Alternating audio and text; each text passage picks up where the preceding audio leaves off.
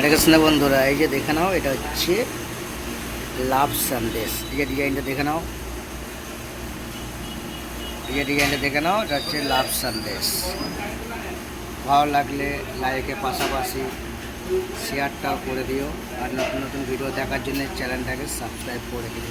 ঠিক আছে বন্ধুরা, চলো এই জায়গা দেখে নাও।